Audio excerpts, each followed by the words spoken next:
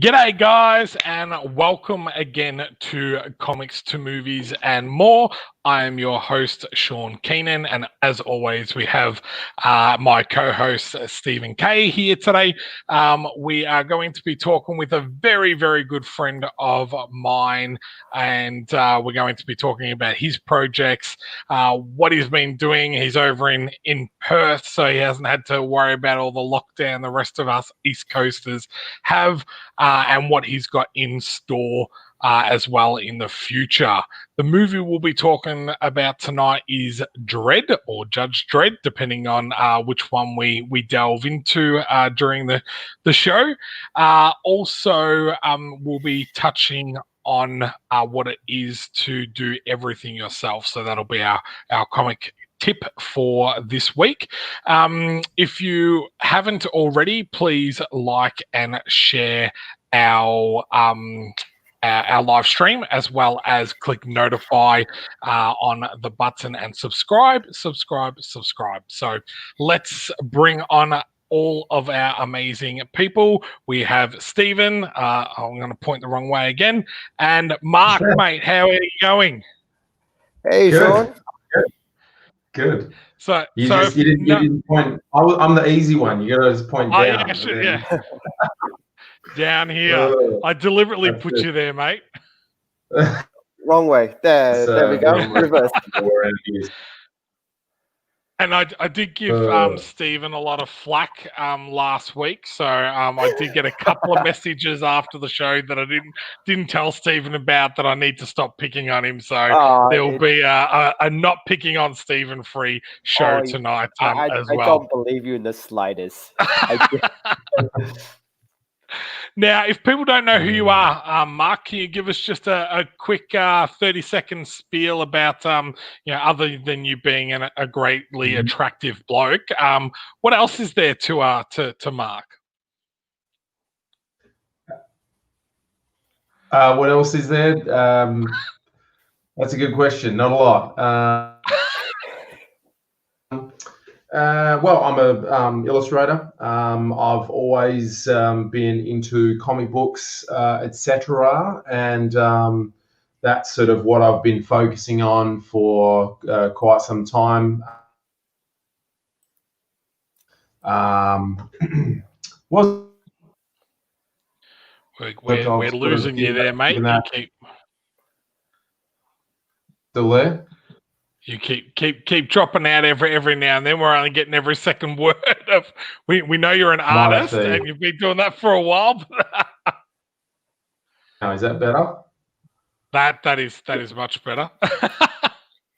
Uh-oh. Yeah, that's fine. Look, I've shared the where I got to know you. It's still dropping out for you. It's still dropping out. Hang on. Ask my wife to turn off Netflix for a bit. Oh no, this could end badly. Like I said, you're a braver man than I am. Talk amongst yourselves. This is a great start. This is a wonderful start. Hang on. This is the fun thing about doing it live. We can't just go back and re-edit this. So let me chuck up the movie where we're going to talk about Dredd. But Stephen, is there anything that you want to say while I have a look at who's here, and I'll give a shout out? I've shared the link from your Comics2Movie website. It's in the chat. If you want to click on that and share that up, I think this one's really interesting, because if some people in the chat have never seen what Mark's artwork looks like, and my first my first introduction to Mark's artwork was really from your webpage. So if you want to pop that up, click on the link, and let's just, while we're waiting for Mark, let's just show some of his awesome artwork. That is a great idea, mate. And let me stop sharing. We're just going to show off your really cool artwork. So the stuff that you've done. By all means. Well, that's why how I'll say I met Mark as well. He has done a lot of artwork for my business, Comics2Movies. So, we started off with this Batman Joker, which is one of our really popular ones. As you can see, we've had a couple of his works sell out, which is pretty cool. He also was the cover artist for my XCT Most Wanted anthology. And on top of that, I do also call him a very, very good friend. So, Yes. The Walking Dead ones are really good. I think those are really awesome. I got a really funny story about those Walking Dead ones. Oh, I asked Mark to do those Walking Dead ones for the Walker Stalker convention that was here in Sydney and Melbourne.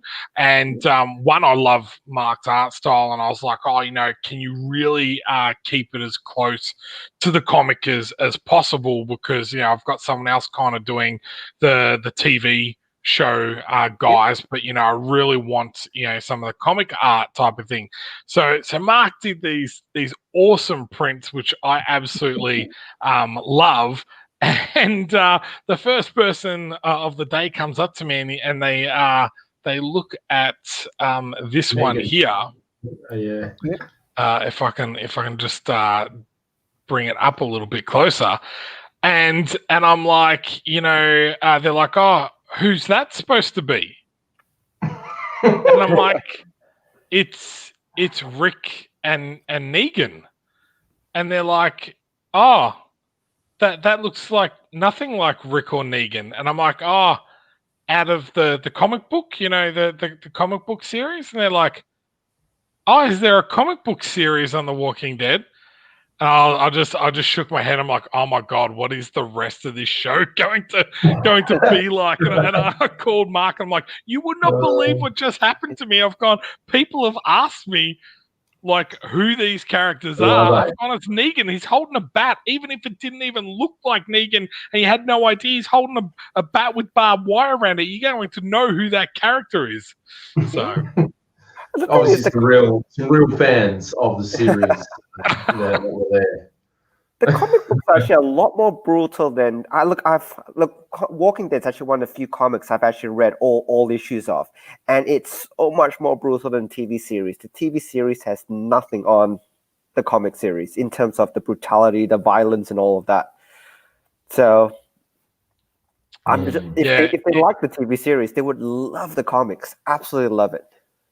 It is one of my favorite series. So I think, I guess because I liked the comic book as well as the TV series, I just really assumed that everyone was in a similar boat. But it does highlight, even though comics are becoming more mainstream and, more popular, and that there is still a little bit of that division in regards to people maybe like certain things because of the TV show and movies, and then you'll have people that like just the comic books, and then you will have that crossover of people as well. Yeah. So I think unfortunately there isn't quite enough bleed over from people that are into movies and TV that will then like going and getting a comic book is one more step kind of thing, and unfortunately there seems to be quite only a few people that are sort of diving into comics because of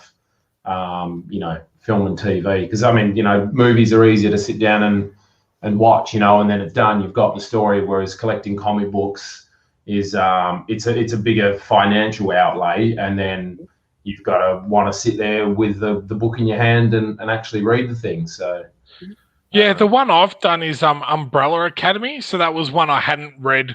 I watched the TV series first, and then went back and then started collecting the comics. So yeah, I feel that there is a little bit of that, but yeah, not as much as I guess publishers and the creators and everything would want.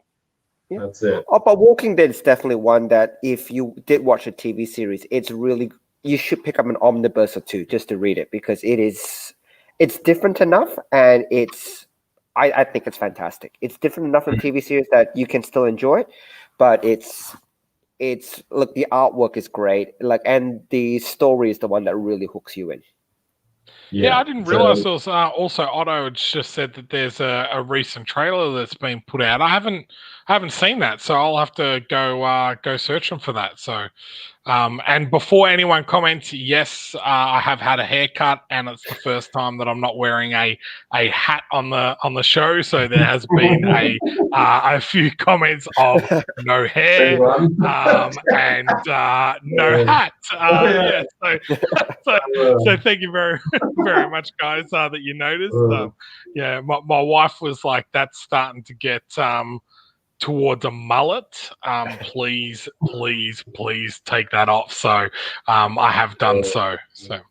But as always, we ask our guests to pick a film that they would like to talk about. And Mark, you decided to talk about Dredd. Why was that? Truth be told, behind the scenes, Sean, you asked me to nominate a film, and I said I find it difficult to talk about any. I can't think of a film that I could talk at length about, except for ones that I really hate. So suggest some options. You suggested 3 of them, one of which was Dredd, and it so happens to actually legitimately be one of my favorite films. So we went with that one. So I'm happy to talk about Dredd. Did you like also the original Judge Dredd, or did you just like this remake with Karl Urban? I haven't even actually seen the original. I thought I should actually watch it, before coming on here. But time got away. I have seen little bits and pieces, and it looked pretty. I think at the time, if I watched it when it first came out, then I would have enjoyed it more than what I would now, just because it looks kind of. I don't know. It looks not cheap, but it's just it looks kind of B grade or something. I don't know. It's cheesy. I should point out one thing that I love in films is when they really bring the character as they look on the page or whatever, when they bring that to the screen and it works. But I think in the case of a character like Judge Dredd, the costume is so outlandish for to see like a real guy in that and take him seriously. So you look at the page, and there's always that there's one more step of abstraction, where a character can look like anything on the page, but because it's drawn, you just kind of buy into it. Whereas if you put Sylvester Stallone in the that big kind of garish outfit, it's a little bit rich, which is in the case of Dredd, I think it was a good move that they made of sort of toning it down and having those hints more to the sort of adapting the costume. So yeah, I haven't seen the original. That's all that was required. That's fine. That's good. That's what we like. The yes and no answers are like boring, because it's like, well, why do you actually think that? So that's a really good point. We need a signal. So when I've been just banging on for 5 minutes and I've gone completely off topic, you guys can just bring me back. That was the signal, mate. That was the signal. All right. I think the biggest thing that a lot of people had issue with Judge Dredd over Dredd was that Stallone took off his helmet. And I think the one thing that they absolutely loved about Karl Urban's one is that he does not take off the helmet at all throughout the whole movie. I thought this movie was great. I'm a big fan of using the slow motion action and everything, but for a purpose. Like, I really loved when they did it in the Matrix, where you got your bullet scene. I really liked 300 when you're doing all the blood splatter and everything like this. And then in Dredd, using it for slow-mo is such an awesome feature of the film, and they just don't use it for the sake of using it. They only use it in certain points of the film to highlight those scenes, and I thought that was fantastic in regards to good storytelling, as well as using effects for good storytelling.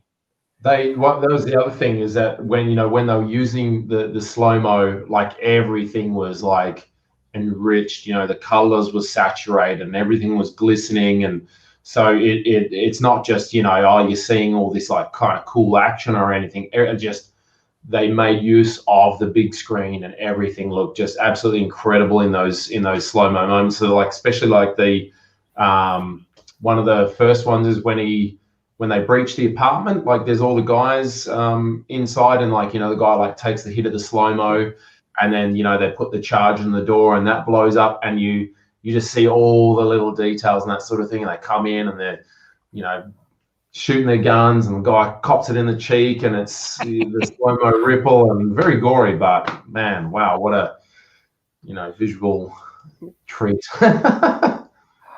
I'm going to tease you guys with something, actually. Did you know that Dredd was actually based off an Indonesian film? So I'll share the link in the chat. Oh, The Raid? The Raid. Have you seen The Raid? I have seen The Raid. Now, was it actually based on that film, or did they just come out at the same time? I think The Raid came out before, but not much before. I think they were filmed at a very similar time. Okay. Yeah, I mean, I'm happy to give the Bugs Life, you know, the whole pics, you know, how that had the yeah. Deep Impact, Armageddon, Bugs Life. What was the Bugs Life link to? There was another one. Pixar. Was it Ants? Ants, yeah, Ants and Bugs. Well, I'm happy to give that easily. But I love this. The one thing I did like about Dredd was it wasn't an origin story, which I think the Stallone one was a little bit. That's another one of the comments they actually said, you know, just tell the story. You don't need to tell where Judge Dredd came from. You don't need to know. We don't need to. And the great thing about Dredd was they didn't bother telling you about Mega City. They didn't at all. It was just really just touched upon, and it was like, bam, here's a case. He's a cop. Fix it. You know. I think one of the things that really worked about this film is, and we'll go back to The Raid. I do have a point about Dredd and The Raid. Yeah. But one of the great things that I found about Dredd is that the world was believable. So you don't have to explain, you know, Mega City 1. You just show it. People understand. You know, we've got enough you know, visual language behind us now to know that if it's a future setting and there's giant towers, there's people living in them. You know, like it's dirty streets. That's all you need to know. So they didn't have to go into all the backstory and all that sort of thing. But the reason that it worked is because all of the you know, the art direction and everything, all the technology that they used was believable. You know, like it wasn't like you're stepping into a complete fantasy world. You can imagine walking the street and seeing all the trash blowing down the street, and walking into an enormous apartment building that's got shops and people living in it and all that sort of thing. So the way they presented the world was just so, like, I found it to be really credible, you know. Although I think they did and the best thing about how they did the world was they didn't just narrate over it. It wasn't, this is Mega City 1 in the future. You know that I find that very ham-fisted in terms of writing. They just basically showed it, and they didn't even explain how the apartments work. It just goes, the guys on the top floor, we've got to make our way up, and that was basically about it. They didn't go, each level has a different. You know, they could have easily narrated and just ruined the movie that way. It was just basically, we need to make it to the top, because that's where I think Moma, I can't remember her name. Mama. Yeah, that's where Mama is. To get out of here alive, we need to stop her. That was it. Yeah. And then they just worked their way up the levels, which I liked. Yeah, and I thought the little throw-ins that they did when, like, the other Dredds, the other cops showed up and everything like that, where, like, everyone was like, oh, they knew him straight away off his name, so it was like there was no. You knew he was, like, you know, had to be a bigger person than he was, because everyone knew who he was. They're like, oh shit, you know, out of everyone, that's the last person we want, you know, in the building, you know, investigating us and all that type of stuff. So they did explain a little bit without having to, as you said, do that whole narration over the top and everything. And another one that Karl Urban's in that I really like that they do that with as well is I've got a mental blank now, but the vampire one. Check for you. Jeez. I've got Pathway stuck in my head, but that's the Indian Viking one. What Pathfinder? Is that what you mean? No. That's the Pathfinder's the Viking one and everything. It's Karl Urban and the guy that plays Vision. Yeah, no idea. There's a Pathfinder, no, but I don't think that's it, is it? No, that's the Viking one where he's that's really good as well, and that's based off another graphic novel as well. But that's where he's a Viking. He's dropped off in North America and he ends up getting raised by the Native Americans, which is really cool. And he's always the odd one out because he's like this big white dude and everything, where they're all like Caucasian, is it a Native American something. Priest, 2011 film. Priest, that's it. How can I know? Yeah, Priest. Yeah, that was a Tokyo pop. That one, I think. The beginning of that, how they kind of like set up the whole world within like 2 minutes of like, and they actually use like animation, like old school 2D animation type of thing to set that whole thing up. And I'm like, oh, how good is that? Like, rather than spending a whole story, doing, as you said, an origin story, they just did an origin story of the priests, and then just got into the actual story and let them fight it out and everything like that, which I loved. So Dredd was a far better film though. I actually rewatched Priest not all that long ago. And it was okay, but I wasn't in love with it. Like Dredd for me, like it's rare for me to like watch a film and come out and go, man, I could watch that again like right now. In fact, like it's probably happened like, I don't know, 3 times in my life. But Dredd, like it was just so entertaining. It looked amazing and everything, and I came out and I wanted to actually just go and watch it again right away. So, but I didn't have that with Priest, so it was quite some time between viewings of Priest. But so going back to the Raid, yep. I found them to like obviously there was some really glaring similarities in the films. The Raid has that it's got the much better fight choreography, which I mean Dredd's not even about fighting, it's about gunfights and explosions and all that sort of thing.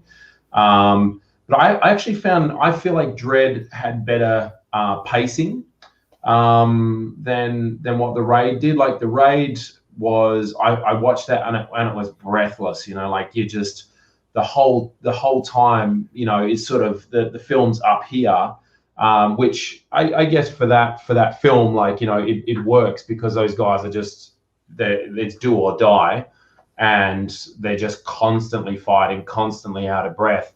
Whereas I found Dredd, had more moments where there'd be some action and then it dials it down. Like there's a scene where they blow a hole in the wall and they end up on the outside of the mega block, and you get a cool shot of the city and that sort of thing. And it's just had a few more moments where the action dialed down and you could kind of relax a bit more. So I found the pacing of Dredd to be preferable for me, but. Yeah, the Raid was like just brutal, like insanely brutal. Just action-wise, it was like ridiculous, like just on another level, like action-wise. I think after about 20 minutes in, I was like, I didn't really care about the storyline in that film as much as just seeing like them just, some of those action sequences are just. I think that's another important thing as well, is that the Raid was like a real showcase of the martial arts, and you watch it to see guys getting knees in their face and things through their neck and all that kind of thing, whereas Dredd had the action visuals. The music was fantastic, but there was, I feel like there was a bit more of a story that you could engage with, just sort of a bit more. So that's, yeah, for me, it just kind of ticked a lot of boxes. So a big fan. I agree with you guys on everything. Like the raid was just kinetic. It was just set piece, bam, next floor, another set piece. The raid bam, raid 2, I saw that and I didn't enjoy it as much as I did the first raid, but the fight at the end where they've got the what is it, the Karen bit, they've got the knives and he's fighting the guy in the kitchen. I remember watching that. And I think the fight passed like, the 4th minute or something like that. And I sort of had this moment where I was like, man, this is still going. Like, how long is this fight been going for? And the music cranks up, and the song that plays during that fight scene is fantastic in building. So that I didn't enjoy the raid 2 as much as I did the first one, but that particular fight scene, that's like one of the best I've ever seen in cinema. It's unbelievable. Awesome. So look, if you haven't seen Dredd, please do watch it, and definitely check out the raid as well if you really enjoy Dredd. It's look, both movies we can really recommend. Look, we're half an hour in already, if you haven't noticed. So time goes past really quickly on these streams, and we do want to talk about you. And I think I haven't heard anything about Icarus, and so that's something that's totally new to me. Icarus 2021. Tell us about it. Well, basically, it is a idea that I came up with back in 2011. So it's been a long time coming. Icarus 2120. I should have thought to actually have one on hand, one of the books, but I don't. Sean, you're a big guy. You'll dig something up on the internet. So basically, the story, the premise of the story is the elevator pitch is that it's a Greek mythology sci-fi time travel story. So that's the absolute bare bones. Wow. Basically, just in case people who are watching don't know the story of Icarus and Daedalus from Greek mythology, I'll give you a real quick little basic rundown. So Daedalus was a engineer in Greek mythology, and he's the guy who created the labyrinth for the Minotaur to be housed in Greece, on Crete, the island of Crete. And he runs afoul of the king, and eventually him and his son are actually imprisoned in the labyrinth themselves.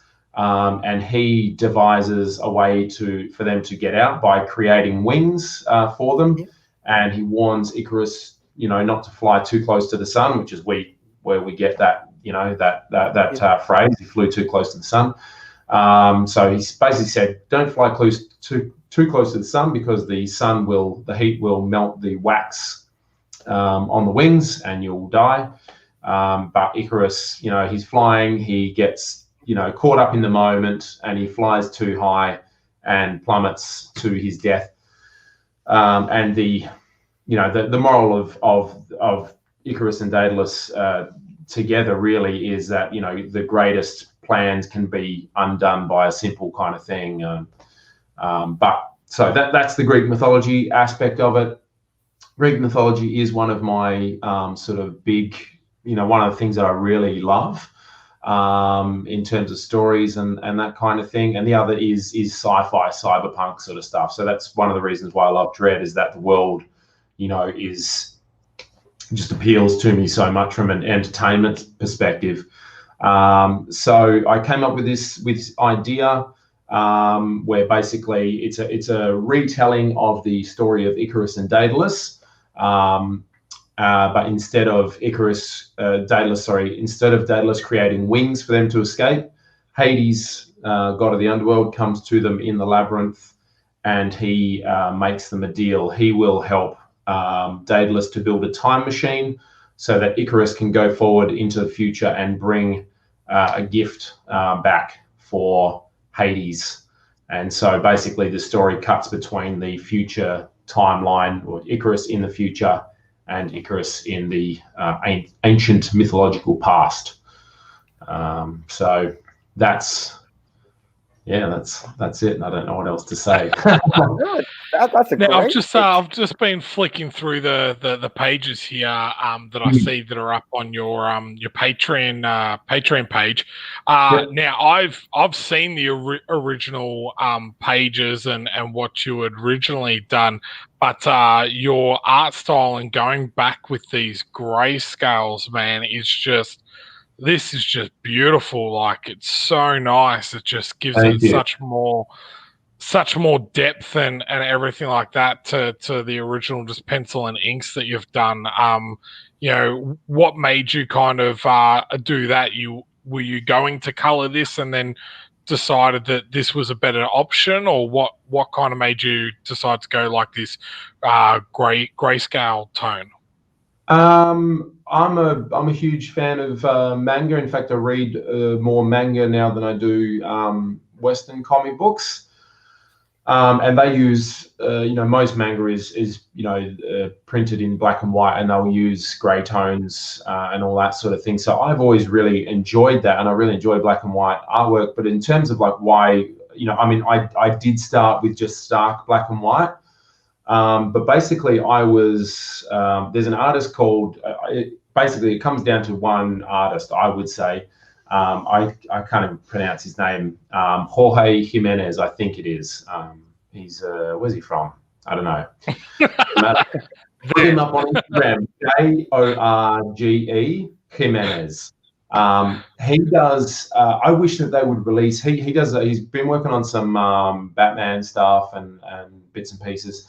I actually wish that they would release his artwork as a black and white edition, because while the colorist that they get does add something to it, his black and white work and his use of sort of fairly simple grey tones is just incredible. And so I was doing stark black and white. I think I kind of always imagined it in my head to be more, I don't know, interesting and complex looking than what it was, and the inking that I was doing just really wasn't up to scratch.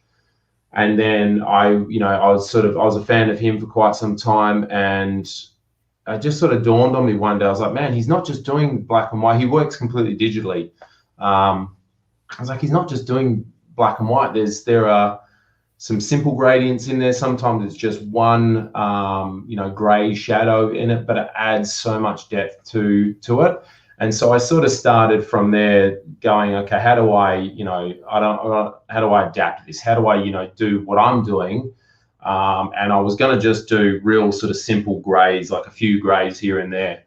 And then it just kind of became this thing where I don't know, I spend a lot of time doing the gray tones and that sort of thing. And I feel like as the artwork, as time progresses, it's becoming the pages are getting better. I look at them and they're more impressive to me personally, which is I look back at the old stuff. Have you done 106 pages? So I'm just looking at your Patreon, and you've done 106 pages. Wow. I'm at the update that I'm working on at the moment takes it up to 117, I think, and that will actually close out the first act of the story. So we've got the halftone effect. Kieran saying, also, Mark, where's issue 2 at for all us who would rather printed edition? So it's coming, Kieran. So I did actually print that first issue, which was intended only to be like a promo issue. So I've never wanted to actually release it as single issues. I'd much rather just release like a few trades. I printed that as a promo issue so that I could, sell it at conventions for $5 a pop or whatever. And so people had something physically in their hand that they could take away. And then I had the information in the back for where they could find me on social media and Patreon and that sort of thing. So Kieran, to answer your question, hopefully it's coming soon, and it will be basically the first trade of roughly 120 pages. Worth, including the first 22 pages, which were in that promo issue. So it's all time and money. Cool. So there's awesome. There's two things I want to touch on, and you've mentioned two things which I want to get your thoughts on. First of all, is the black and white and grayscale. So one thing I find, and you notice this a lot in manga, for black and white to really stand out, because like so many things are in color nowadays, it's the details. If you notice in manga, the number of cross hatching, the lines they put in, when someone's running, it goes crazy. And where black and white really, really works is if you have a detail page, and that's the. And what are your thoughts on that? Because color can let you get away with certain things. Like you can have really clean line work. Yep. Color is better for that. If your line work is much more detailed, black and white's for that. So yeah. I mean, this kind of goes back to why I wish that they would release Jorge Jimenez. Sorry if I'm getting that wrong, buddy. I've tried to put a link, by the way, in the chat. That's one of the reasons why I wish that they would release his in black and white, is so that I could read it and actually just enjoy all the detail that he puts into his artwork, rather than having it does get lost in the color. Another artist, Sean Gordon Murphy. That he's released some black and white stuff, and it's absolutely incredible. And the colorist that does a lot of his that colors over his stuff now, it's not real. It works with it because it's not real super saturated colors. There's a subtlety to it. So yeah, you're right there, SK. Is that the if you're doing really basic line work, then yeah, I think you need color to add depth to it, add complexity, and to help things stand out. Whereas if you're doing quite sort of detailed stuff, then you can let it speak for itself. But at the same time, you need to know what you're doing. And one thing that I've been trying to focus on for quite some time, I should say that the grey tones work in a similar way to the color. Like it's not as impactful in the way that it separates things out, but I do still use the grey tones to sort of lift my my black and white to help separate things out a lot of the time. But you do have to know what you're doing, because if you go and you do something that's super detailed,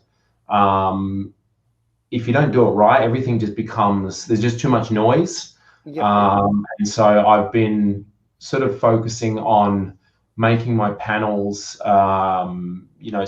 easier to read at a glance, and just have a better effect, work with light and shadow in a more effective way to highlight what you want people to see. And I do love doing detailed pages and that sort of thing. I love to sit down and draw sort of dirty backgrounds and stuff, especially for the scenes for the future timeline that the story is moving into. Just doing all the little details, like posters on the street and signs and billboards and all that kind of thing. I really love doing all that. And you pour hours into it, and you just know that people are going to look at it for a few seconds and turn to the next page, because people read the speech bubbles. But for me personally, I love doing it, and I love to see a page with lots of background detail. So whether people take time to dwell on it or not is neither here nor there. I just love to draw that, for me, and it makes the pages sort of feel more complete and look a bit more impressive. So. Oh, definitely. And the second thing I want to touch on, and this is actually one of the few times we'll actually go talk about the tips that we always promise to talk about. If people who have watched the show lots of times, we usually have a topic which goes, we want to talk about how to crowdfund or how to print or something like that, and we just ignore it. We basically just ignore it every week. Yeah. So this first time this week, I think we'll actually touch on it with yourself. And one of the topic which Sean put forward is doing it all yourself. And so I'll just say something generic, and you probably have thought about this, and I think your idea of skipping floppies, and this is again purely my opinion, skipping floppies is a really, really good thing, mainly because I think if you look at all the bestsellers out there now, absolute bestsellers, the one, even I think Robert Kirkman has mentioned it, he doesn't make money off The Walking Dead. The floppies, the actual floppy sales, he does not make money off that. He makes money off the trades and the omnibuses, because they are of a higher quality, higher margin. And even Robert Kirkman has freely said, he prefers people to read a trade omnibus because it tells the story a lot better. Because there's only so much you can cram into your 22 or your 24s. And so story-wise, I think it's a lot better that way. Second thing is, where are all the big sales coming from? Floppies don't have the big sales anymore. It just doesn't. What's selling now? What's the highest selling comic last couple of months? The latest Dogman. And that sold like 300,000 plus copies. It's like crazy, crazy numbers. And, I love it. I've got a little girl. She reads it. So I bought a copy of it. But it's that type of market that you're really excluding, because most bookstores, Booktopias, the Amazons, and all the rest of it, on the whole, they don't stock floppies. But they will stock a good trade. And that's where all the sales are coming from. And the other thing, and this is just personally me, I don't keep my comics in the best condition. I freely admit. And if you print it really nicely in a trade, it will last. And people will have it on their shelves. You see the spine of it, or they have it on display. Yeah. People don't tend to do that with their floppies. They tend to, I've got this comic, it's in a long box, I'm going to shove it away. Yeah. And when, the whole thing is when people come over and says, hey, what have you been reading? Oh, I can't remember. It's in a box somewhere. No one's going to pull the box out. Now, if that trade is on someone's bookshelf, they'll go, hey, that looks interesting. And that starts the whole conversation going. And not just that, it's being on the bookshelf. You see it just, the person sees it. But you know what? I'm going to pull off the bookshelf to read it again because I remember how good it is. Some of my favorites. By the way, I can't see what it says. I know that's Lone Wolf and Cub, is it? It is not. Are these it ones is here? Not? Oh. These ones here? Yeah. That's Akira. Akira. Okay. Yeah. But the thing is, like Akira compiled like that. It's so. Look, by the way, my brother has all those volumes as well. It's just from the distance, it looks like the short Lone Wolf and Cub, the Dark Horse ones. Oh right, yeah. It's because the colors. Because Akira's like the volumes are so thick. Yeah. Whereas usually trades a bit like that, so they do look like the what are they, tankobon volumes or whatever they call them. Yeah. But I think you're going the right approach, and when you're doing it yourself, going back to the topic. See, I didn't stray off topic too much. When you're doing it yourself, and you're putting something out, it's actually better to put, especially like you said, take the first 100 pages, build a good story, and guess what? That's your. You release that as 5 floppies. I don't think has the same impact. Yeah, no. I'm gonna play the devil's advocate here. I'm gonna play the devil's advocate. I know what you're gonna say, Sean. I know what you're gonna say. Okay. So, you would have found, no doubt, and this would have been the same for Destroy Your Head, Poldo with Machine Land, and a bunch of guys who you brought out a first issue, and people will pick it up. But then it's quite some time, like in the indie game especially, it's quite some time before they can get to the next 20 pages or so. But when you have 6 issues of XCT on the table, 6 issues sell themselves much quicker together than 1 issue will sell itself when it's just a one-off, correct? 100%. So basically, like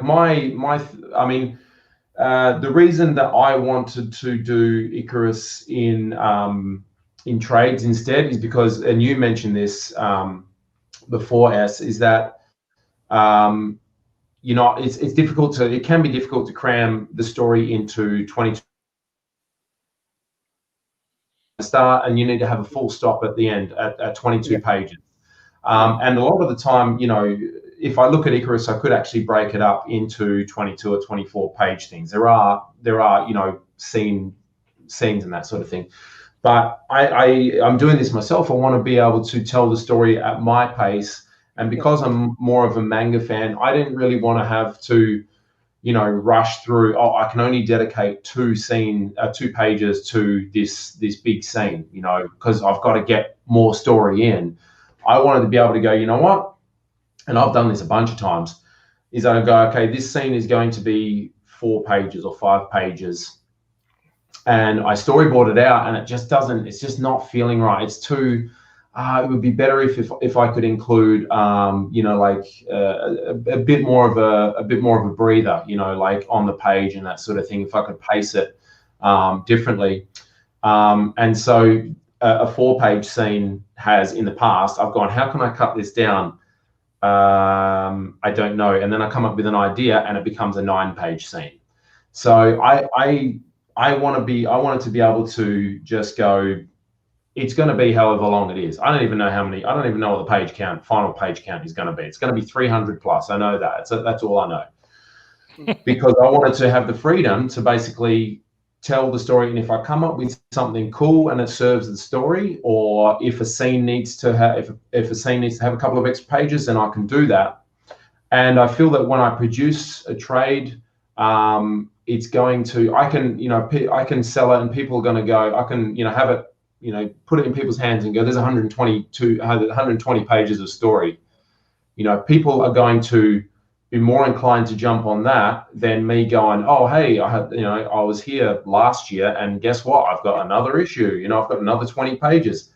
They've forgotten those 20 pages. Whereas that if you buy 120 pages, it's going to stick with you a lot more. They can go back to it and they can reread it if need be. And there's a good chunk for them to reread. And Sean, as you're going to play devil's advocate for these single issues, because your single issues sell themselves really well, because you've now, over time, you've developed the fan base, and because when you turn up at a show, man, your table looks incredible because you've got all these single issues, and people can go, oh man, like this guy's committed. There's a whole story here. Yeah, I'm going to grab issue 1 because I'm also going to grab issue 2, 3, 4, 5, and 6. So yeah, I think for me the 2 points that I want to say is one, it depends on your fan base, and 2, who you're trying to sell to.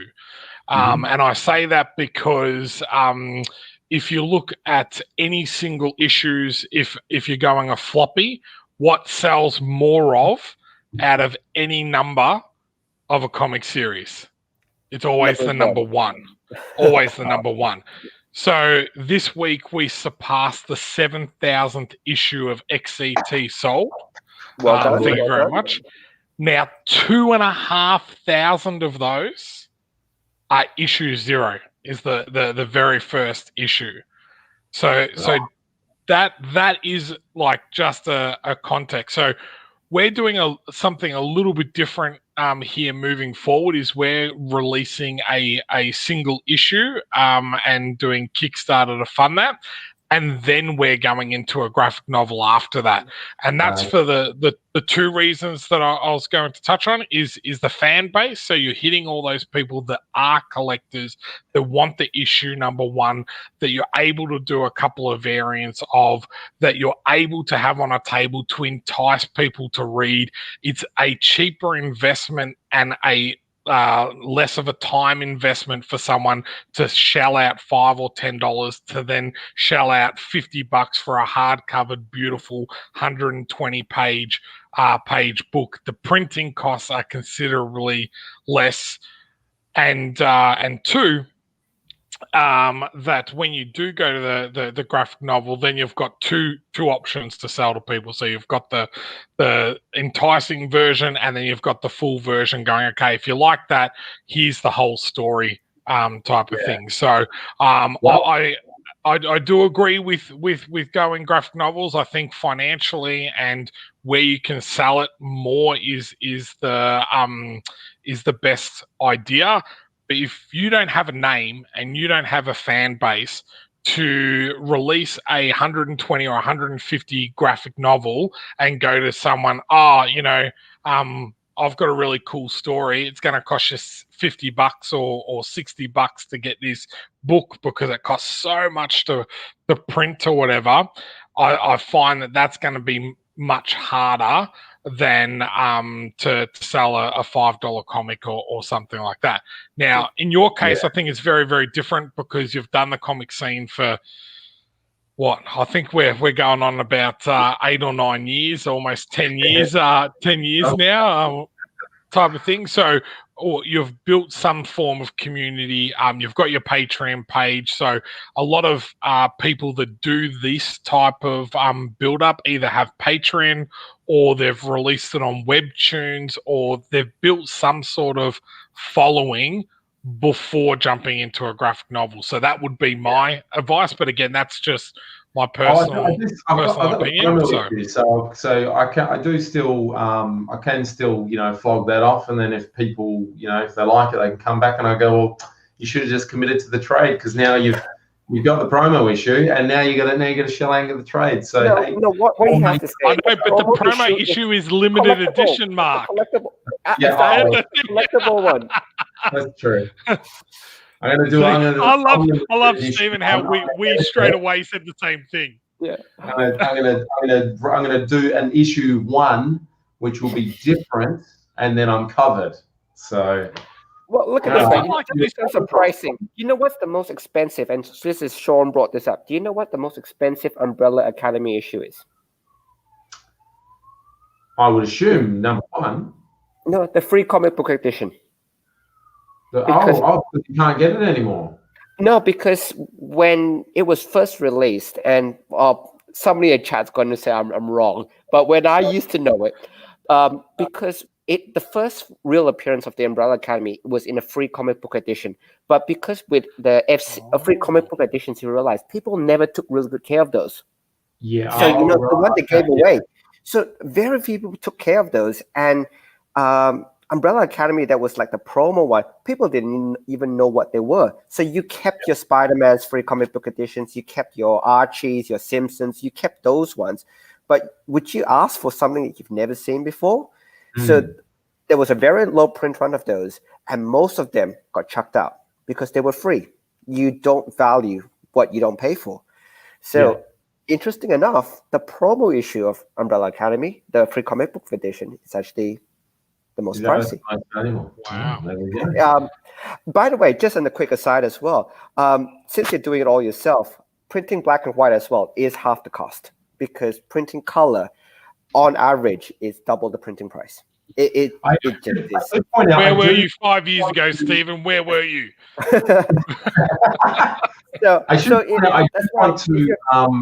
At the moment, I have a loose plan of basically getting Icarus colored, probably when it's all finished. I'm not going to do the coloring myself because it'll be far too painful. Simply because I think color sells better. Like I said, I love manga and stuff. I got no problem reading something if it's in black and white, provided that it, or or grayscale, provided that it looks good. I think my book in grayscale, I think it sort of stands strongly on its own. But I think I would probably get it colored and have the 2 options available if that's financially feasible. I'm not sure, but I think we touched on this. I imagine it in color, which is did you think about doing the future pages in color to separate the 2 time dimensions? You know what? I did not actually even consider that. What I do is that all the future timeline pages have got a black page, like a page border is completely black, and the past timeline, it's got a completely white background. So that's sort of, and also the fact that in the past all the guys are in like sandals, and in the future they're all in shoes and have technology and stuff. That helps as well. But that's an interesting thought, Moira. I had not actually considered that, but that would actually be probably really effective. So if I steal that idea, don't steal it. Here's another one. Harder to write individual issues because they have to end with somewhat of a climax to entice the reader for the next issue.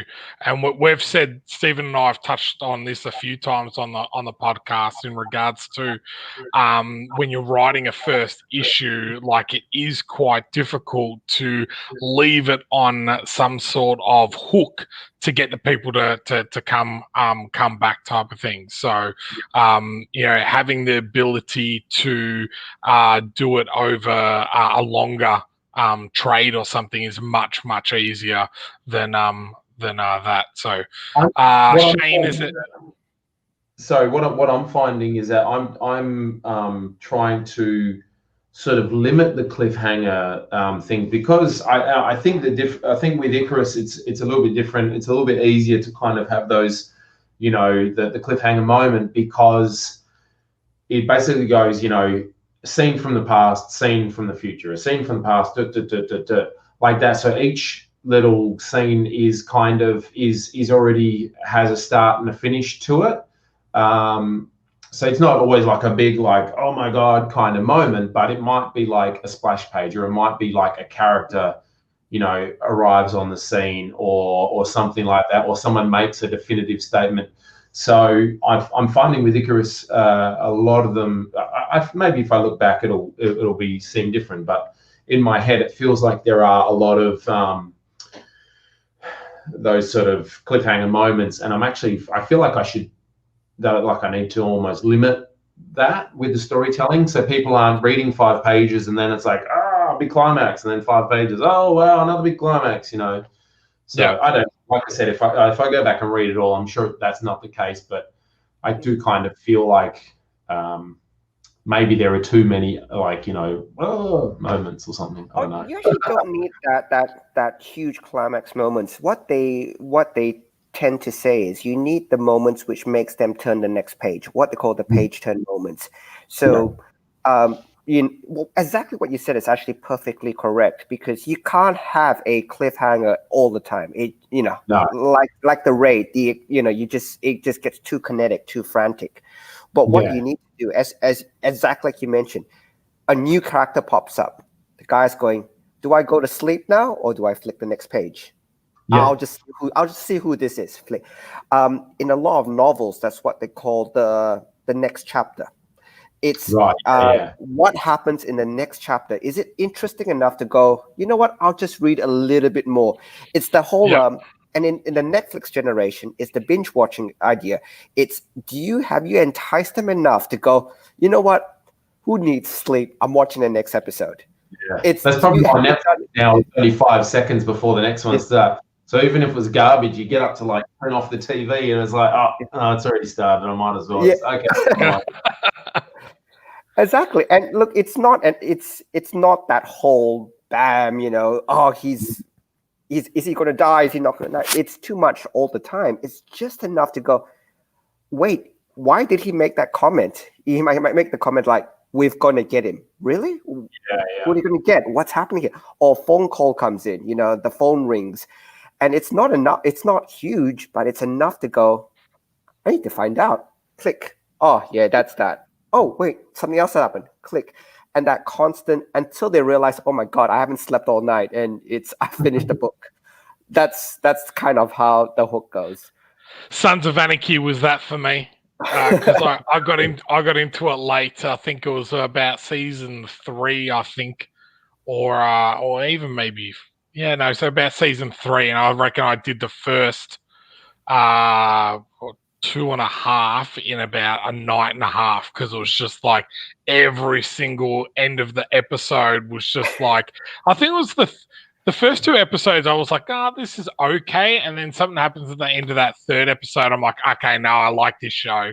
And then after that, every time, like my wife Lizzie and I would be sitting down going, okay, we'll turn it off after this one. Something would happen. We'd be like, look at each other and go, one more episode? Before you realise that it's 2 o'clock in the morning. It's like, I've just been watching TV for 6 hours. So, but that's cool. I think when you get a show, a book, a graphic novel, anything that kind of gives you that feeling, that I feel is a pretty special special moment or special gift that you can give to fans and that type of thing. So. Yeah. Do you have the Patreon link? Because I don't have Mark's Patreon link. We probably should share it in the comments because we're approaching the hour mark. So we'll probably need to say thank you for everybody coming on. But if you have the Patreon link, we should share in the comments for people to check out. Check out Mark's stuff. Definitely. And is it as low as $1 to be able to get your Patreon? You can actually read it for free now. I've changed the. You can read the comic for free. But I've still got people pledging so that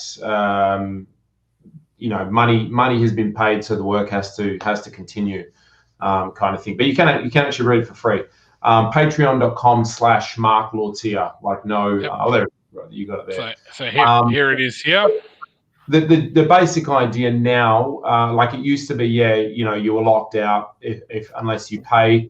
But now I just kind of want to, get people reading it, get an audience for it, and if people are paying $1, then I actually had I'm meant to be doing like a monthly illustration, which I did for a while, but I've been a little bit lax on that. I did actually put a post up. Me and my wife, we had our first child 3 months ago. Oh, congratulations. Congratulations. Thank you. So my already sort of limited time is so I put up a post on there saying, I may not be able to do like a month, an illustration every month. Like it was meant to be like a finished illustration, which I've got a few up there. So I'm putting up different options, this month. If you suggest a character to me, then I'll draw it up. And if you want the original artwork, like it might be a half an hour sketch or something. If you want the original artwork, then pay the postage and I'll ship it to you. I'll give you the artwork free, and if you just pay postage. So I'm just doing some different things like that, so that people who are paying, very generous patrons, feel like they're getting something more than those who are choosing to read it for free, which people are certainly welcome to do. I'll definitely have a read. And just one thing, and I've said this to Sean as well. You're not going to get sleep for the next 6 months. I'm really sorry. So you might as well be sketching because, as you know, we work on a 24-hour cycle. Like 8 hours work, 8 hours play, and then 8 hours of sleep. Most babies work on a 6-hour cycle, which is 2 hours half awake, 2 hours eating, and then 2 hours of sleep. And that's your life for the next 6 months. I'm sorry. I've been through it. Sean's been through it. And I'm not going to sugarcoat it anymore, but it is what it is. Oh, it's great. I mean, I love it. He's wonderful and everything. And I've actually been playing a lot more video games lately because I can sit on the couch, with him and play video games, but I can't he require, it's harder to sit here and draw because I can't really hold him while I'm doing that. So I've been playing a lot of video games. So thanks, buddy. I've been Ghost of Tsushima. But yeah, so basically, my time is limited. So the comic book takes up most of my time now. It's becoming because as I said before, as time progresses, I feel like I'm putting more into each scene. Like I'm taking more time to make sure the pages look good, that they're striking, putting more detail in, and that sort of thing. And so as time progresses, the comic is becoming more time consuming. So I've kind of given everything else away at the moment. I've taken on a commission recently, but that's the first one I've actually committed to in a long time, because all I have time for now is trying to get the comic book done. So look, when you finish Act 1, definitely tell Sean. We'll help post it up and stuff like that, because I think that will be an absolute fantastic milestone when you finish Act 1. And by the sounds of it, you're not too far away, so that will be very, very exciting.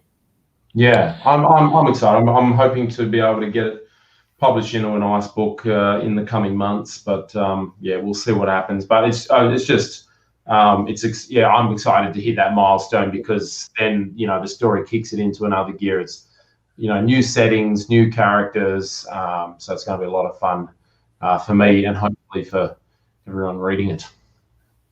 Now, I've just chucked in your website, lauts.com as well, which has a portfolio of all the different limited edition prints that you've designed up as well. But where else can, other than Patreon and your website, can people follow you or anything on? Do you have any other social media, Facebook or Instagram or anything like that people can follow you on, or follow Icarus 2120 on? I do, though. I've got Instagram and Facebook. I haven't actually I haven't been on either of them I haven't been on Instagram for maybe 6-7 months or something like that. So people can find me Instagram /Mark Lauthier.